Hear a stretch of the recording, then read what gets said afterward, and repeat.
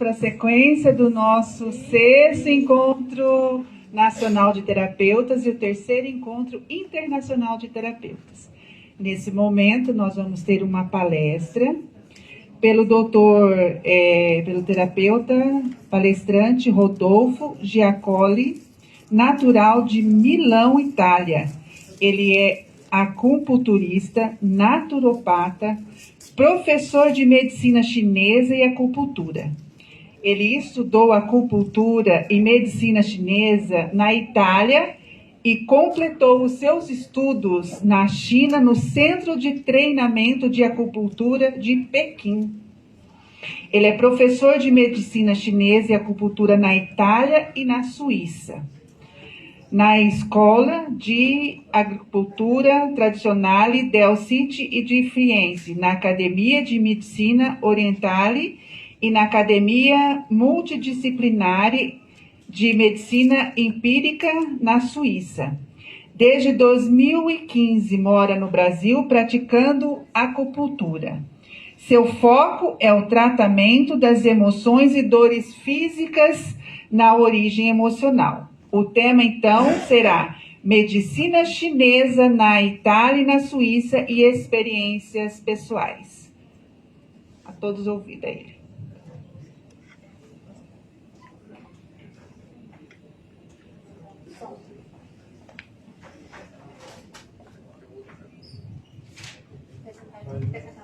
Queria agradecer a FENACE e, em particular, a nossa presidente Adeide Marques pelo convite. É um prazer, é uma honra estar aqui, mesmo de forma virtual. Meu nome é Rodolfo Giacalone, sou italiano, professor de medicina chinesa e acupuntura, naturopata e counselor. E queria compartilhar com vocês algumas reflexões sobre a situação da medicina alternativa na Itália e na Suíça. Em particular, queria falar sobre a situação da acupuntura, que é o campo onde eu tenho mais experiências. Na Itália, nesse momento, a acupuntura, ou seja, a aplicação de agulha no corpo de um paciente, é considerado um ato médico. E, como tal, é reservada somente para médicos. Esta decisão, que foi tomada por políticos italianos, tem uma consequência importante.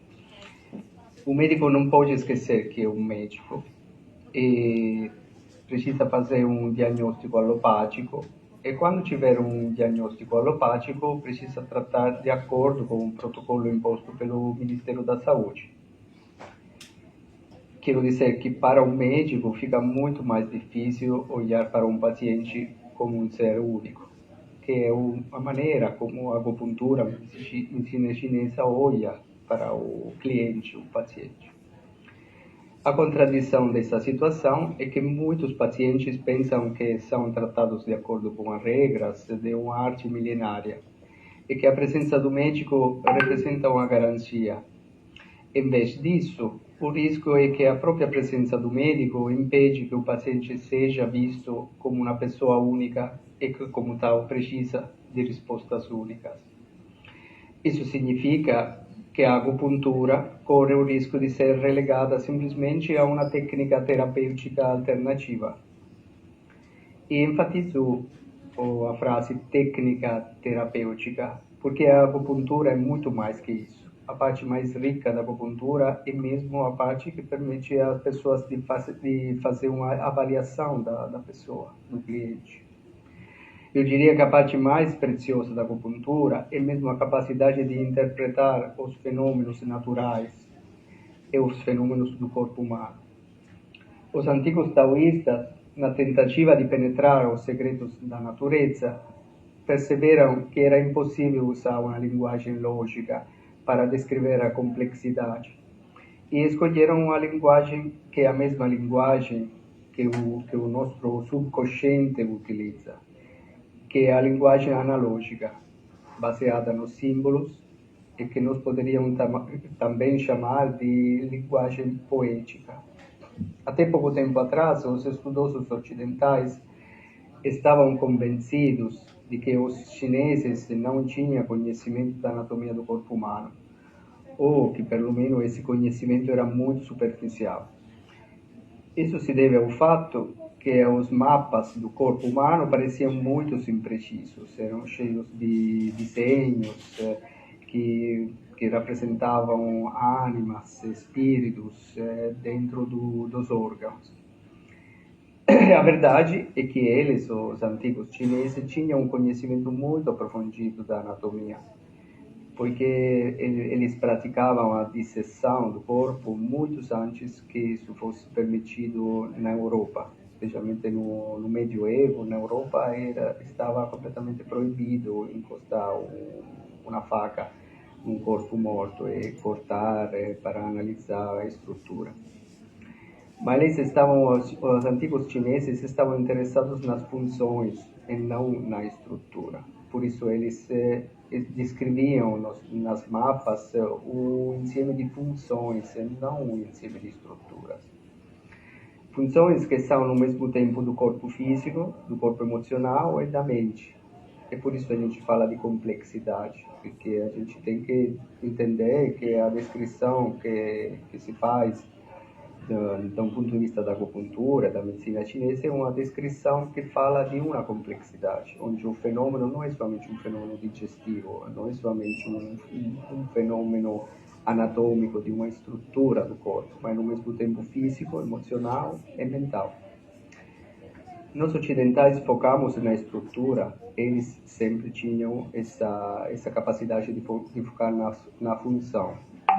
E daí surgiu a necessidade de descrever funções complexas que são no mesmo tempo físicas, emocionais e cognitivas. E a única linguagem que podemos usar é a linguagem da poesia, a linguagem das imagens e dos símbolos. O famoso acupunturista francês Jean-Marc Espy nos ensina que a acupuntura é basicamente uma forma de decodificar o significado do nosso corpo e da realidade que nos cerca. Cada localização anatômica, cada membro do nosso corpo, cada atividade metabólica é vista e interpretada através do seu significado. Você percebe que o significado é ao mesmo tempo um significado universal, e como tal me une ao resto da humanidade, ao meu grupo de pertencimento, à minha família de origem, e ao mesmo tempo é profundamente pessoal, e como tal é único. Tem muitas maneiras de praticar a acupuntura, mas se considerarmos a forma como coletamos os dados do paciente, fazemos uma avaliação e com base nessa avaliação decidimos o tratamento, podemos resumir os vários sistemas em 3 formas principais. Podemos seguir na primeira podemos seguir o diagnóstico alopático ocidental e depois tratar de acordo com esquemas ou protocolos comprovados. Por exemplo, um paciente vem no meu estudo e me fala: eu tenho uma cistite ou uma gastrite.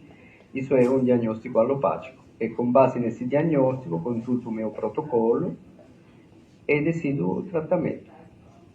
Uma outra maneira é de seguir um sistema das síndromes orientais e aplicar o tratamento correspondente. Nessa segunda forma, o cliente vem, não me fala do diagnóstico, ele ainda não foi ao médico, e me fala de sintomas. Por exemplo, me fala: eu tenho dor no estômago, sensação de queimação na garganta, etc, etc. E com base nesses sintomas, eu faço uma avaliação energética e consulto meus protocolos e decido o tratamento.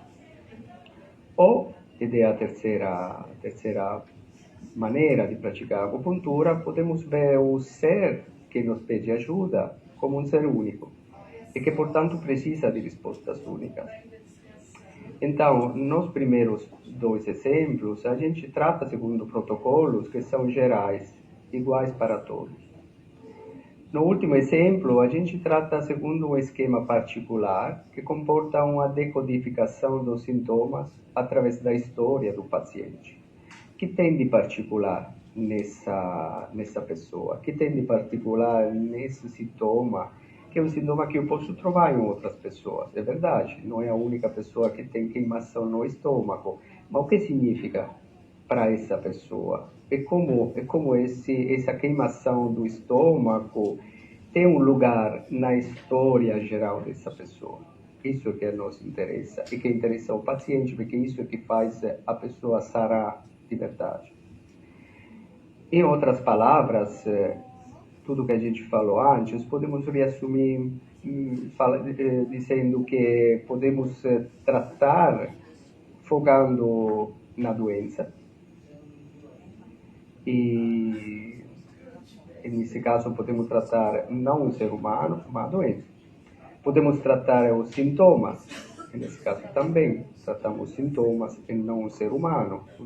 O que quer dizer? Quer dizer que o foco desse tratamento é o desaparecimento dos sintomas e não o fato que a pessoa evolui, integre uma informação que faz parte desses sintomas. No terceiro caso, podemos tratar diretamente a pessoa. E isso quer dizer várias coisas. Isso é, podemos tratar pessoas ajudando a pessoa a se aprofundar em uma jornada que também se torna um caminho de autoconhecimento, que nas outras duas situações a gente não tem, porque nas outras duas maneiras, nos outros dois focos, o que a gente está procurando é simplesmente o desaparecimento dos sintomas. Mas na terceira maneira, a gente foca em um caminho que vira, de qualquer forma, também um caminho de autoconhecimento. Mas vejamos o que significa considerar um paciente um ser único e que, como tal, precisa de respostas únicas. Significa que a tarefa do terapeuta muda também. O terapeuta não é mais aquele que sabe tudo e que cura através da sua ação, da sua onipotência.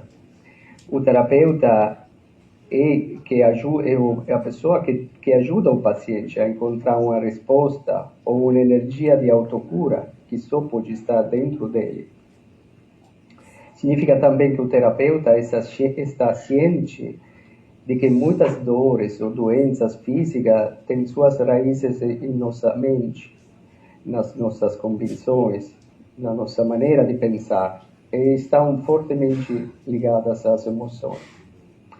Significa também que se cada pessoa é única e que não existe significa que não existem receitas prontas.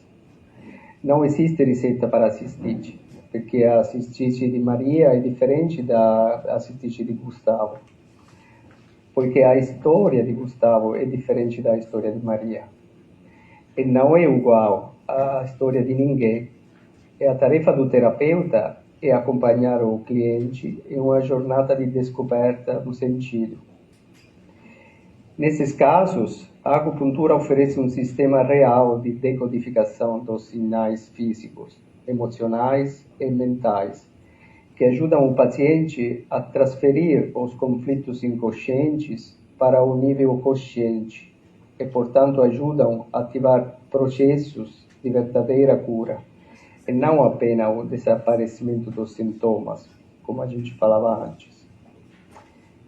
Assim, ao traduzir os sintomas do cliente em uma imagem, uma frase que não tem um sentido fixo, mas que deixa o próprio paciente a possibilidade de colocar o próprio sentido, podemos dizer, encher o recipiente com a sua própria história, podemos ajudar uma pessoa a tornar um conflito consciente, conectar com um evento, uma emoção ou um signo físico, por exemplo, ajudá-lo a curar no sentido mais amplo da palavra. E através desse processo, podemos entrar em contato com o que está escondido atrás de uma dor ou de um conflito não resolvido, ou seja, as necessidades mais profundas do nosso paciente. Isso é a parte mais importante, não? A parte importante é ajudar a pessoa a entrar em contato com as próprias necessidades, que muitas vezes eles não se dão conta de o que está atrás dos sintomas.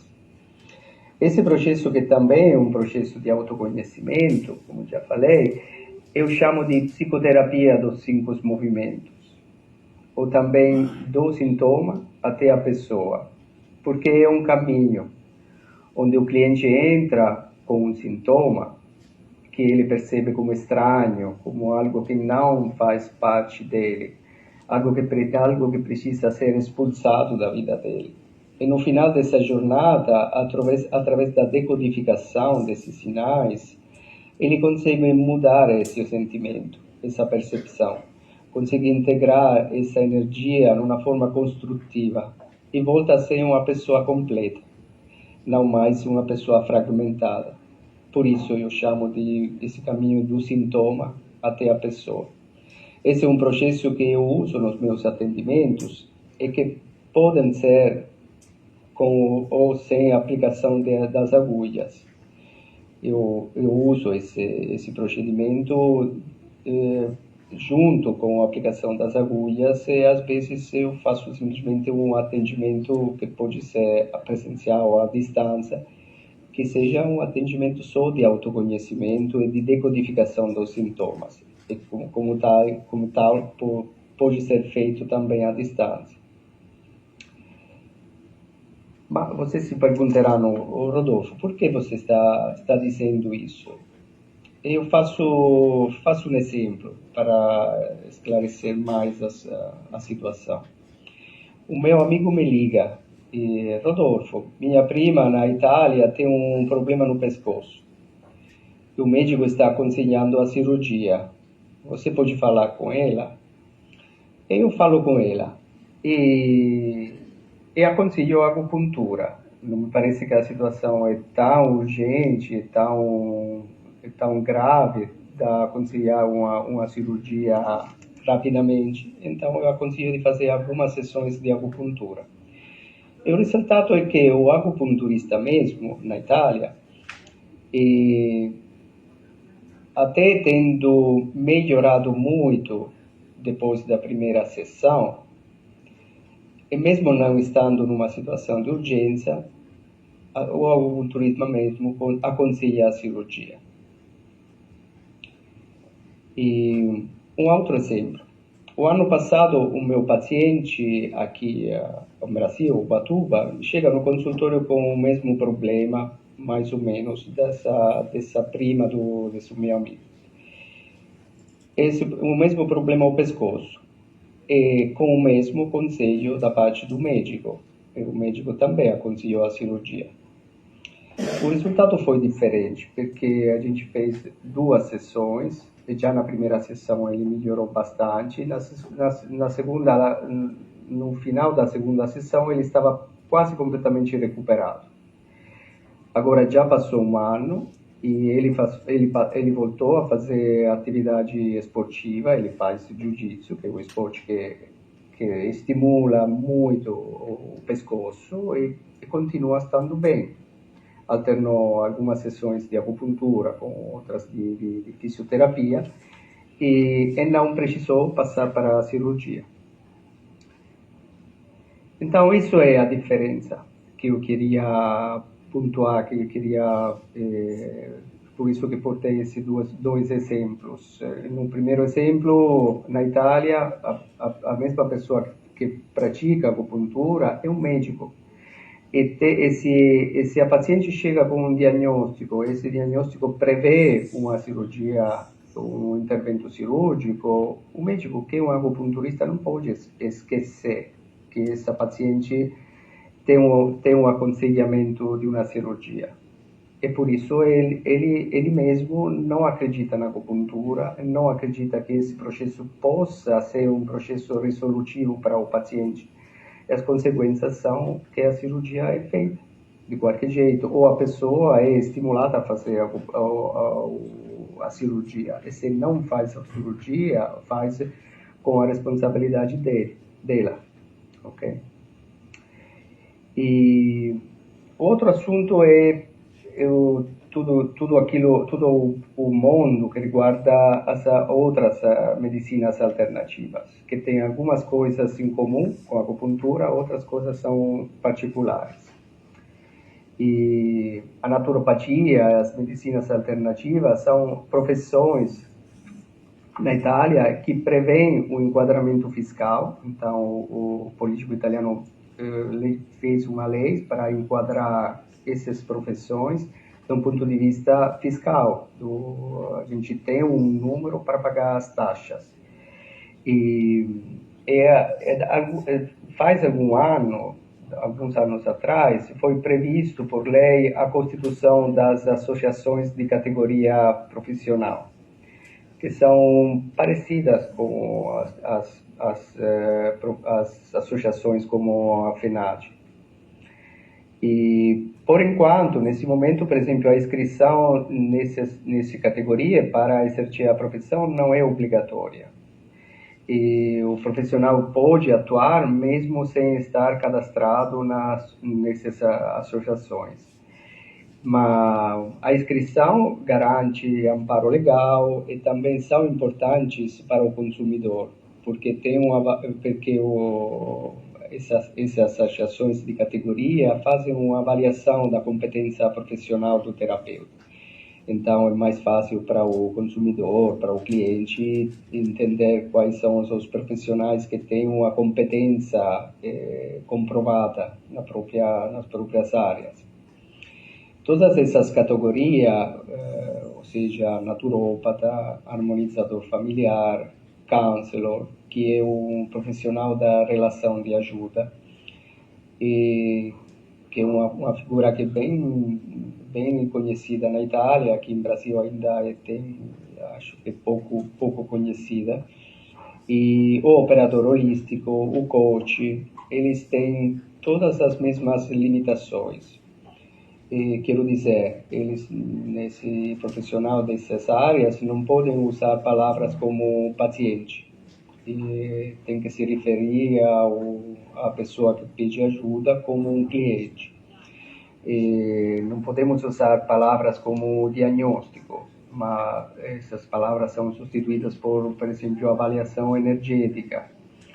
E não podemos falar de nada que seja um diagnóstico alopático. Por exemplo, a gente não pode usar a palavra gastrite, mas substituir essa palavra com calor no estômago, desarmonia no estômago, dependendo da área que a gente opera.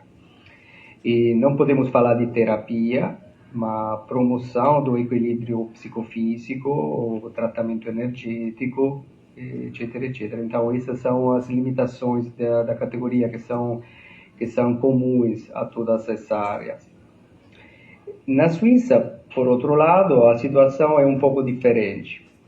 A primeira coisa é que a acupuntura não é um ato médico, e isso muda muito as coisas. Eu tenho uma experiência direta, porque fui professor de acupuntura na Suíça para muitos anos.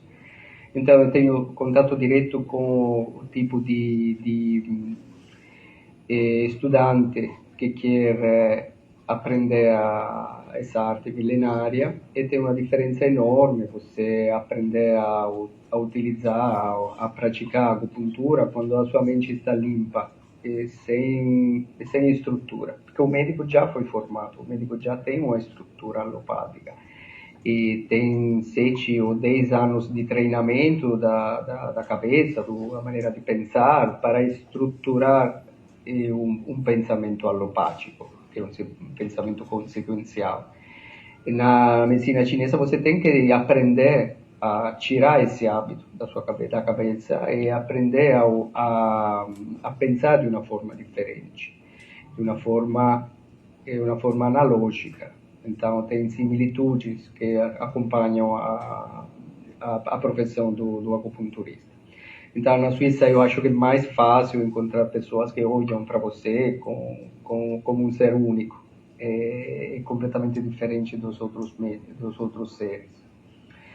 Então, a acupuntura não é um ato médico na Suíça, é uma profissão aberta como as outras, naturopata, etc, etc. Essas profissões são todas regulamentadas para um órgão regional, então ali não tem uma associação de categoria, porque o Estado mesmo que te fornece esse órgão. É um órgão muito severo, é um órgão que você tem que se inscrever, é um órgão que prevê a aprovação com um exame teórico prático para você ter acesso à prática da profissão. Então, ninguém pode exercer, embora seja uma profissão livre, ninguém pode exercer sem ter a permissão desse órgão regional. As escolas são todas privadas e não são escolas universitárias, são absolutamente escolas privadas. E isso significa que o acupunturismo, o mesmo acupunturista, como eu já falei, não é um médico. Ok, essas são as considerações que eu queria compartilhar com vocês. Eu acho que o terapeuta tem a capacidade e a obrigação de olhar aos clientes, enxergando a parte sadia deles, ajudando eles a entrar em contato com os recursos que lhe permitirão superar os momentos de transição e de transformação que todos encontramos em nossa vida, tornando-se um ser mais integrado e mais forte. Obrigado mais uma vez pela atenção, um grande abraço e tchau a tutti.